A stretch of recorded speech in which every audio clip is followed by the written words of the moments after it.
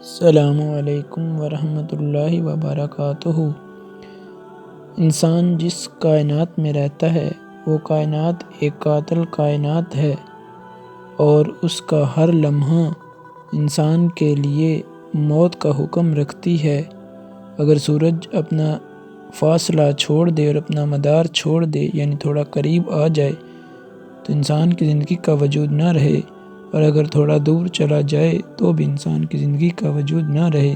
موسم کی شدت انسان کی زندگی کو ختم کرنے کے لیے کافی ہے۔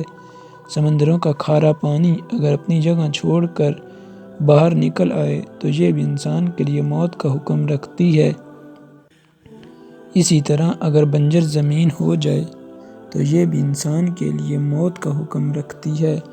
لیکن یہ رب کائنات کی مہربانی ہے کہ اس نے ان تمام چیزوں کو انسان کے تابع کر رکھا ہے اور انسان اس زمین پر زندگی گزارنے کے قابل ہوا ہے۔ لیکن ایک وقت آنے والا ہے جب یہ چیزیں اپنے رب کے حکم سے انسان کے تابع نہیں ہوں گی، بلکہ انسان کے ساتھ وہی ہوگا جو پیچھے بیان ہو چکا ہے، یعنی سمندر اپنی جگہ چھوڑ دیں گے، سورج اور چاند ملا دیے جائیں گے، اور اس وقت انسان کہے گا کہ کاش میں نے اپنے رب کی فرما برداری کی ہوتی۔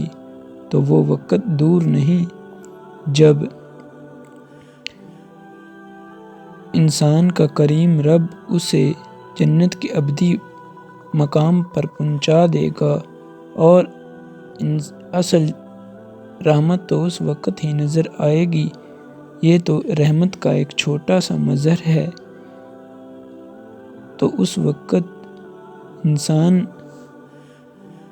اپنے رب کے حکم اور اس کی فرما برداری سے آزاد ہو کر خوشی اپنے رب کی فرما برداری یعنی اس کی تعریف میں زندگی گزارے گا۔ تو وہ زندگی کن کے لیے ہوگی؟ ان کے لیے جو اس دنیا میں پکار اٹھیں کہ میری ہستی عبادت ہو گئی ہے، مجھے ان سے محبت ہو گئی ہے۔